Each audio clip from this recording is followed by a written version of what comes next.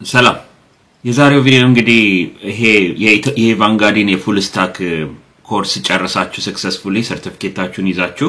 ተጨማሪ ደግሞ ቃል በገባናላችሁ መሰረት እነዚህ ሰፕሊመንተሪ ክላሶች አሉ አይደለ የዳታቤዝ አድሚኒስትሬሽን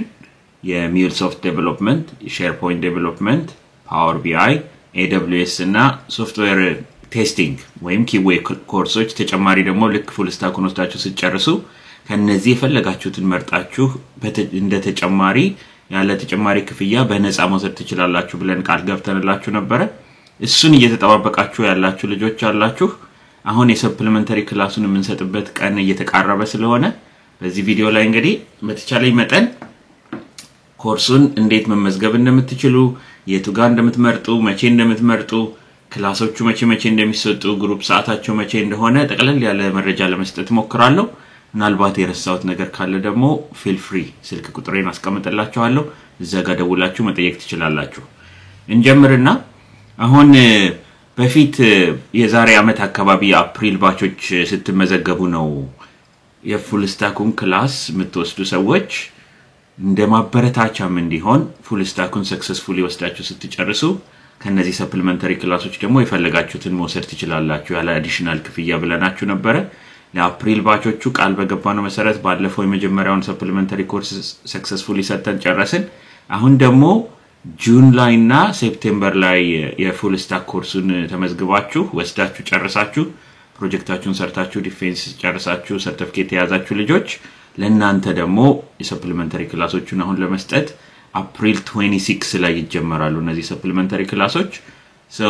እንዴት እንደምትመርጡ እንዴት መቼ ክላሶቹ እንደሆነ በደንብ ለመናገር ልሞክር መጀመሪያ ክላሶቹ ስኬጁል የተደረጉት መቼ ነው እንዳልኳችሁ አፕሪል 26 ይጀምራል ስድስቱም ክላሶች ቅዳሜና እሁድ ላይቭ ሴሽናቸው ነው የሚሆነው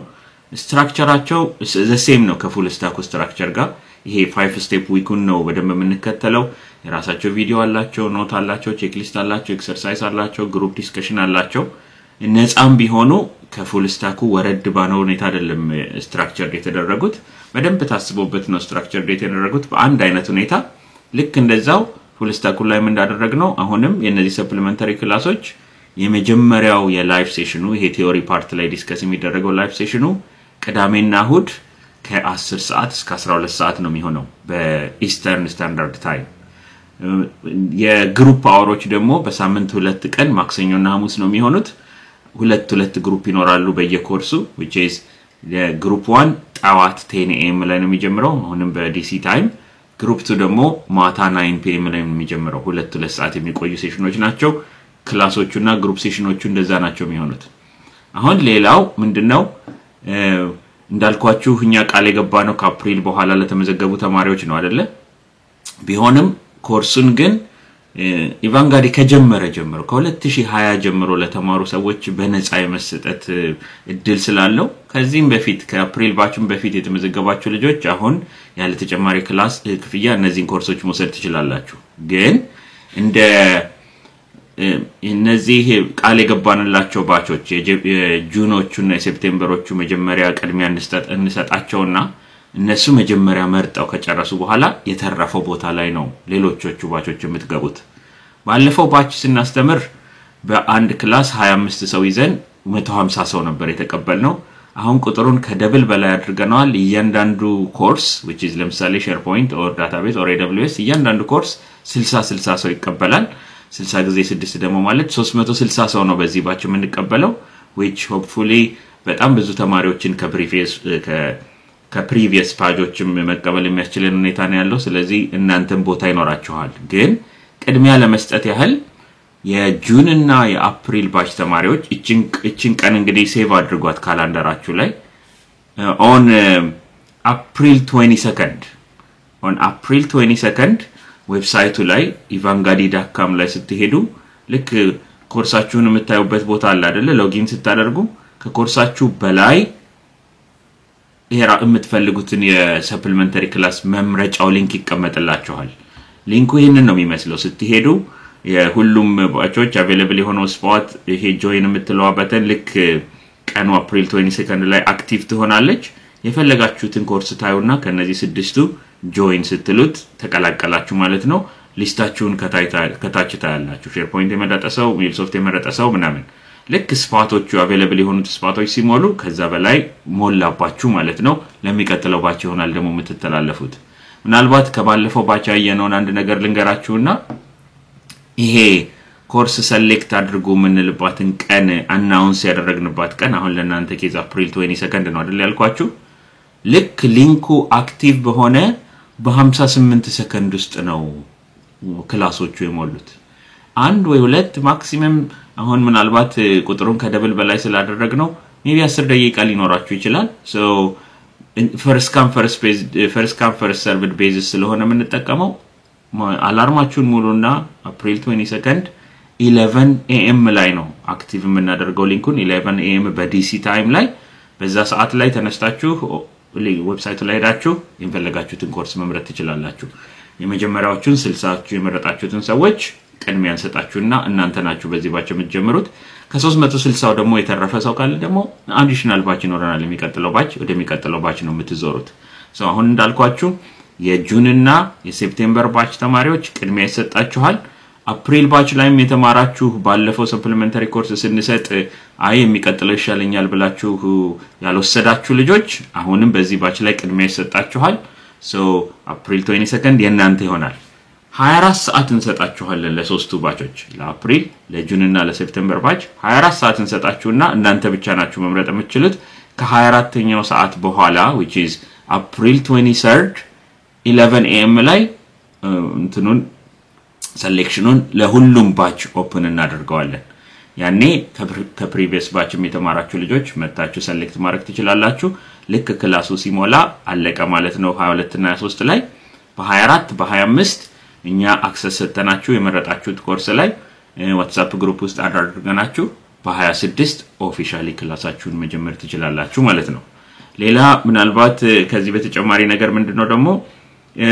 አሁን ኮመንሊ ሌላ እናንተ አምሮ ውስጥ የሚመጣው ጥያቄ ምንድነው ኦኬ እኔ ፉል ስታክ ተምሬ ጨረስኩኝ አሁን የትኛውን ኮርስ በወስድ ነው የሚሻለው የምትለውም ደግሞ ጥያቄ ትነሳለች ብዙ ጊዜ እሱ አሁን ፐርሰናል ዲሲዥን ነው የሚሆነው የመጀመሪያ ማስተዋል ያለባችሁ ነገር ግን ምንድነው መጀመሪያ ላይ እንደነገርናችሁ እነዚህ ሰፕሊመንታሪ ናቸው ለፉል ስታክ ላይ ለዴቨሎፕ ላደረጋችሁት ስኪል ለምሳሌ አንድ አፕሊኬሽን መስራት ይችላችኋል አሁን ዳታቤዝ ልማር ብትሉ የአፕሊኬሽኑ አንድ ፓርት ነው ዳታቤዝ ላይ ያላችሁን ዕውቀት ሞር ስፔሲፊካሊ ማይክሮሶፍት SQL ዳታቤዝ ላይ እንዴት ነው ሪፖርት ጀነሬት የምታደርጉት እንዴት ነው ዳታቤዙን አድሚኒስትር ስለማድረግ ሰፋ ያለ ኖሌጅ መያዝ ትችላላችሁ ዳታቤዝ የምትወስዱ ከሆነ ፓወር ቢአይ የምትወስዱ ደግሞ ከሆነ እንዴት ነው ከዳታቤዙ ዴታ አምጥተን አናላይዝ ማድረግ የምንችለው AWS የምትወስዱ ከሆነ አፕሊኬሽኑ ላይ የምናስቀምጥበት ሰርቨሩ ነው አይደለ AWS ወይም AWS ሰርቨርን ተጠቅመን እንዴት ነው አንድ ሰርቨር ቢልድ ማድረግ የምንችለው ፕሮቴክት ማድረግ የምንችለው በምን መንገድ ሰርቨር አድሚኒስትር ማድረግ እንማር ላይ ነው AWS የሚያተኩረው MuleSoft ከሆነ ደግሞ ይሄ ባክ ኢንዱ ላይ ስፔሲፊካሊ API ቢልድ ማድረጉ ላይና ኮንሱም ማድረጉን MuleSoft ሶፍትዌርን ተጠቅማችሁ እንዴት የበለጠ ኤፊሺየንት ማድረግ ትችላላችሁ የሚለውን ነው ከቨር የምታደርጉት ኪዌን ደግሞ ብትወስዱ ኪዌም ስፔሲፊካሊ እያንዳንዱ ሶፍትዌር ዴቨሎፕመንት በደንብ ቴስት መደረግ አለበት ኤቭሪ ስቴጅ ላይ ከኮድ ጀምሮ ከፈንክሽናሊቲ ጀምሮ አክሰሲቢሊቲውን ፐርፎርማንሱን ሁሉ ነገሩ ቴስት ሲደረግ ነው ያለ ኤረር አፕሊኬሽኑ የሚሰራውና ራሱን የቻለ ፕሮሰስ አለው ቴስቲንጉ አሁን አፕሊኬሽን ዴቨሎፕ ማድረግ ይያለው እስቲ ደግሞ ቴስቲንግ ልማር ብላችሁ ያሰባችሁ ሰዎች ካላችሁ ቴስቲንግ መሰረት ትችላላችሁ SharePoint ደግሞ ራሱን የቻለ ኦሬዲ ፕሪ-ቢልት የሆነ አፕሊኬሽን ነው ኦሬዲ አሁን ሶፍትዌር አፕሊኬሽን መስራት ይያለው ስፔሲፊካሊ ደግሞ SharePoint ላይ ፎከስ ማድረግ ፈልጋለሁ ያላችሁ ሰዎች ደግሞ SharePoint መምረጥ ትችላላችሁ የትኛው ነው ትክክል ብሎ ነገር የለም አሁን ከነዚህ ከ6 ኮርሶቹ እያንዳንዱ ኢንዲቪጁዋል የራሱ የሆነ ፕሪፈረንስ ሊኖረው ይችላል ለምሳሌ አሁን አሜሪካ ውስጥ ያላችሁ ሰዎች ሆናችሁ በተለይ እዚህ ዲሲ ሜሪላንድ እና ቨርጂኒያ አካባቢ ያላችሁ ሆናችሁ ገቨርንመንቶች በአብዛኛው የሚጠቀሙት ሶፍትዌር SharePoint ላይ ስራ አለ ግን እነሱ ሲቲዝንሺፕ ስለሚጠይቁ ኦሬዲ አሜሪካዊ ሲቲዝንሺፕ ያላችሁ ሰዎች ወይም ሴኩሪቲ ክሊራንስ ማግኘት የምትችሉ ሰዎች SharePoint ላይ ባተኩር ትንሽ ኦፖርቹኒቲ ከፍትልኛል ብላችሁ ያሰባችሁ ሰዎች SharePoint ብትወስዱ one way ነው ለመምረጥ አይ እኔ አሁን ፉል ስታክ አውቅ ያለው ኔክስት ደግሞ ወደ ማሽን ለርኒንግ ወደ AI ነው መሄድ የምፈልገው ካላችሁ ደግሞ ፉል ስታክ ላይ ፕሮግራሚንግ ስኪል አውቃችኋል አሁን ደግሞ የዴታውን ሳይድ ማወቅ አለባችሁ የዴታው ሳይድ ማለት ደግሞ ዴታቤዝ አድሚኒስትሬሽንም የተወሰነ ግራውንድ ይሰጣችኋል ፓወር ቢአይም ደግሞ ያንን ዴታ ውስጥ አናላይዝ ማድረግ ሌላ ግራውንድ ይሰጣችኋል ሶ ፕሮባብሊ ከዳታቤዝ እና ከፓወር ቢአይ ነው የምትመርጡት አይ እኔ ፉል ስታክ ላይ በደንብ አንደርስታንዲንግ አለኝ ግን አሁን የራሴን ሰርቨር ደግሞ ኮንፊገር ማድረግ ፈልጋለሁ የምትሉ ሰዎች ደግሞ ለእናንተ AWS ነው ሞር ሪኮመንድ የሚደረገው እንዳልኳችሁ ነው አይ ዲፐር የሆነ ሶፍትዌርን በደንብ ቴስትድ ሆኖ በደንብ ኤረር የሌለው ሶፍትዌር ነው ዴቨሎፕ ማድረግ የምፈልገው ካላችሁ ኪዌን መውሰድ ደግሞ ይመረጣል ሶ እያንዳንዱ የራሱ የሆነ ፐርሰናል የሆነ ፕሪፈረንስ ላይ ነው የሚመሰረተው ለምሳሌ አሁን እናንተ ዎልማርት እየሰራ ያለ ሰው ካለ አሁን የፉል ስታኩን ክላስ ጨርሶ ምንድነው ኔክስት መውሰድ ያለብኝ የሚለው ጥያቄ አምሮ ውስጥ እየመጣ ያለ ሰው one of the things you can do የዎልማርት IT ዲፓርትመንት ላይ ሄዱና ከስታክ ውስጥ ምንድነው የምትጠቀሙት ለምሳሌ እኔ አሁን ፍሮንት ኤንድ ላይ ሪአክትን ይችላልው ባክ ኤንድ ላይ ኖድን ይችላልው ሶ እናንተ ቲምን ልቀላቀል ብል ምን ስኪል ብጨምር የተሻለ ተመራጭነትን ይጨምራል ብላችሁ አንዱን ኢንጂነር ብታዋሩ maybe testing ሊሆን ይችላል የሚላችሁ or maybe you have to understand AWS ሊሆን ይችላል የሚላችሁ or you have to understand MuleSoft ለAPIs ነው የምንጠቀመው ሊሆን ይችላል የሚላችሁና based on your company ደግሞ additional skill መጨመር ይኖርባችኋል anyways eventually AWS-ንም ብታቁ MuleSoft-ንም ብታቁ ቴስቲንጉንም ብታቁ እየጨመረ ስለሆነ ነገሩ የሚሄደው የሆነ የተለየ ይሄኛውን ኮርስ ብትወስዱ ግን ቤስት ነው የምንለው ምክንያት ልሰጣችሁ አልችልም ከነዚህ ስድስቱ ለመምረጥ የሆነ ሰዓት ላይ ከ2020 በፊት ቢሆን ኖሮ አንድ በደንብ የምናያት ኮምፖነንት ነበረች ከነዚህ ስድስት ፊልድ ውስጥ ማርኬት ውስጥ ብትገባ በጣም ብዙ እየቀጠረ ያለው ማን ነው ወይም ስራ የማግኘት እድሌን በኃይለኛው የሚጨምርልኝ ማን ነው የምትለው በየአመቱ ተለያየ ነበር የሆነ ሰዓት ላይ ዴታቤዝ አድሚኒስትሬሽን very hot ነበር SharePoint extremely hot የነበረበት ጊዜ ነበር AWS እና MuleSoft በጣም hot የነበሩበት ጊዜ ነበር ቴስቲንግ ሁሉ ጊዜ hot ነበረ Power BI 2018-19 ብትሄዱ ለምሳሌ Power BI certified የሆነ ሰው immediately ነበር ስራ የሚገባው 2025 ላይ እንደዛ የተለየ ስራ ውስጥ ለመግባት የተለየ አድቫንቴጅ የሚሰጣችሁ ኮርስ የለም ስለዚህ ኢንዲቪጁዋሊ ነው የምትወስኑት ለምሳሌ the best thing you can do ሪሰርች ማድረግ መጀመር እነዚህን ስድስት ኮርሶች ወሰዱና ለቻት GPT እኔ ፉል ስታክ አፕሊኬሽን ዴቨሎፕመንት ተመረጨ ጨርሻለሁ አሁን ላይ እንደዚህ ነገር ማድረግ እችላለሁ ኔክስት ከነዚህ ስድስት ክላሶች ምንን ልውሰድ ምክንያቱም ፕሮን እና ኮኑን ዘርዝርልኝ ብትሉት በደንብ ይዘረዝርላችኋል ቁጭ ብላችሁ አንብቡና based on that ደግሞ ኤክስፓንድ አድርጉበት ለምሳሌ ዩቲዩብ ቪዲዮዎችን እዩ ሌላ ሪሰርቻችሁን ስሩና ኢንዲቪጁዋሊ ነው የምትወስኑት ፐርሰናሊ የናንተ ዲሲሽን ነው የሚሆነው ለኛ አሁን እኔን ምረጥ አንድ ከዚህ ብትሉኝ it's just አይኔን ጨፍኜ አንዱን ፒክ ማድረግ ነው ምክንያቱም all of them የሚጨምሩላችሁ ነገር አለ all of them ያሻሽሏችኋል ግን አንዱ ካንዱ የተለየ ነው ብዬ ማስቀመጣው ነገር የለም ሌላ ደግሞ እናንተ ለምሳሌ በክብደት ደግሞ ልደረድሯቸው ትችላላችሁ ለምሳሌ እናንተ አሁን ባላችሁበት የህይወት ሁኔታ ስራችሁ ቢዚነት ከልጆቻችሁ ጋር መታሳልፉት ታይማችሁን ታቆታላችሁ አይደለ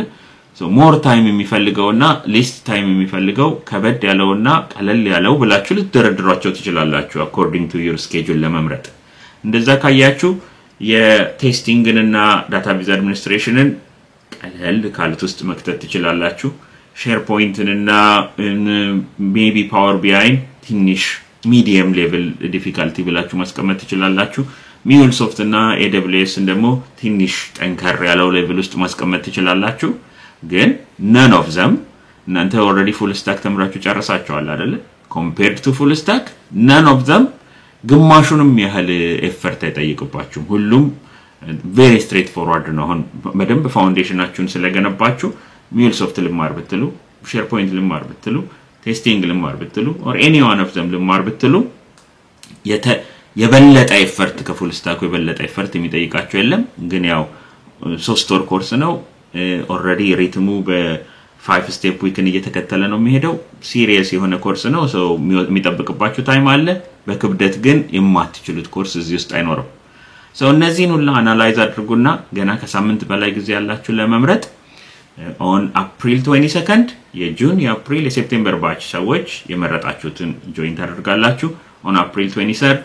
ሁላችሁም ደግሞ ሌሎቻችሁ ባቾችም ኦፕን ይሆናል ሁላችሁም ትመርጣላችሁ ምናልባት ባለፈው ባች ሰፕሊመንተሪ ክላስ እንሰጥ ከስድስቱ አንዱን የወሰደ ሰው ለምሳሌ ሼርፖይንት የወሰደ ሰው በዚህኛው ደግሞ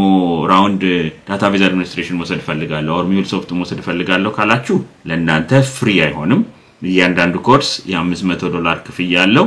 $500 ከፍላችሁ መመዝገብ ትችላላችሁ ከፍላችሁ ለምትመዘገቡት ሰዎች ወረፋም የለባችሁም 5 ስፓት በየኮርሱ ከፍለው ለሚማር ሰው ሪዘርቭ ስለምናደርግላችሁ እናንተ መመዝገብ ትችላላችሁ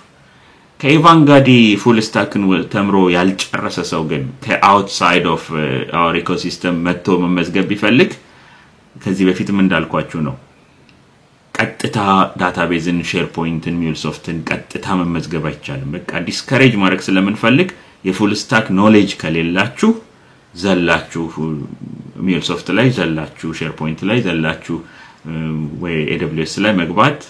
የተዛባ አፕሮች ስለሆነ ዳይሬክትሊ እነሱን መመዝገብ አትችሉም ግን ፉል ስታክ ኖሌጅ ካላችሁ ለምሳሌ የኮምፒውተር ሳይንስ ዲግሪ ሌላ ቦታ ያለው ሰው ወይም ደግሞ ከዚህ በፊት ፉል ስታክ ተምሮ የሚያቅሰው ከሆነ ለእናንተ again ከፍላችሁ መመዝገብ ትችላላችሁ the best thing you can do ግን ጀማሪ ከሆናችሁ እነዚህን ከፍላችሁ ከመመዝገብ the best thing ፉል ስታኩ ኔክስት ባች ሲኖር እንደሱ ላይ ተመዝገቡና እነዚህ again በነፃ ፕሮቫይድ የሚደረጉላችሁ ነው የሚሆኑት so the most important thing አሁን መርሳት የሌለባችሁ remember ዌብሳይቱ ላይ ስትሄዱ አካውንታችሁ ላይ evangari.com ላይ ሎጊን ስታደርጉ ይሄ አሁን ይሄ ማርች 25 ባች ነው የሚያሳያችሁ ግን እናንተ የ2022 ባች ከሆናችሁ ለምሳሌ የእናንተ የፉል ስታክ ኮርሱን እዚህ ጋር ታያላችሁ right above that የመምረጫ ሊንኩ ይቀመጥላችኋል on April 22nd እዛ ላይ ሰዓቱን ሙሉና 11 AM ላይ ሊንኩ ላይ በመሄድ ወይም ደግሞ ከፍታችሁ ጠብቁና 11 AM ላይ ሪፍሬሽ ስታደርጉት መምረጫው ኢኔብል ይደረጋል ቶሎ ለመምረጥ ተዘጋጁ እንግዲህ የሞላችሁትን ሰዎች እንቀበልና ክላሱን ተወስዳላችሁ ከ26 ጀምሮ ማለት ነው ሌላ ደግሞ የፉል ስታክ ክላሱን ስትመዘገቡ ከፍላችሁ ለምትማሩት ተማሪዎች ነው ይሄንን ወስዳችሁ ሲጨርሱ በነፃ አቬሌብል እናደርግላችኋለን ያልነው ስኮላርሺፕም የሰጠናችሁ ልጆች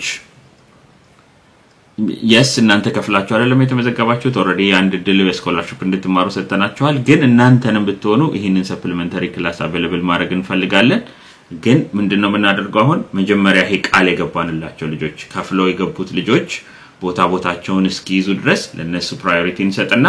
ከዛ የቀረውን ቦታ ደግሞ ለእናንተም ሪዘርቭ እናደርግላችኋለን ቢያንስ 20% ስፓትስ ከ60 ወደ 12 ሰው 15 ሰው ከስኮላርሺፕ ተማሪዎች ሪዘርቭ እናደርግላችኋለን እናንተም መውሰድ ትችላላችሁ እናንተም ካላንደራችሁ ላይ ሴቭ አድርጉና April 22nd በዲሲ አቆጣጠር ሞስትሊ እናንተ ኢትዮጵያ ስለሆናችሁ ወደ ኢትዮጵያ ታይም ኮንቨርት አድርጉትና 11 AM ላይ ሄዳችሁ መምረጥ ትችላላችሁ ከፕሪቪየስ ባች ከሆናችሁ ደግሞ on April 23rd so መጀመሪያ ቀኑ April 26 ነው እየደረሰ ነው እናንተ የምትመርጡ ለመምረጥ ተዘጋጃችሁ ከሆናችሁ የሥራችሁን ስኬጁል የትምህርታችሁን ስኬጁል አዘጋጁና ባልኳችሁ ስኬጁል መሰረት on 26 እንጀምራለን ምናልባት ሚስ ያደረኩት ነገር ካለ again 202-386-2702 ዛላይ ደውሉና ሞር መረጃ ሰጣችኋለሁ በ26 እንግዲህ የሁለተኛው ዙር 360 ተማሪዎችን ይዘን ሰፕሊመንተሪ ኮርሶችን በነፃ መስጠት እንጀምራለን ኢንተረስትድ ሆናችሁ ተመዝገቡ የዛሬው ሜሴጅ እንግዲህ ይሄ ነው በ26 ትገናኙና ትጀምራላችሁ ከአስተማሪዎቻችሁ ጋር ከግሩፕ መሪዎቻችሁ ጋር ከተመዘገቡት ልጆች ጋር እስከዛው ድረስ ፒስ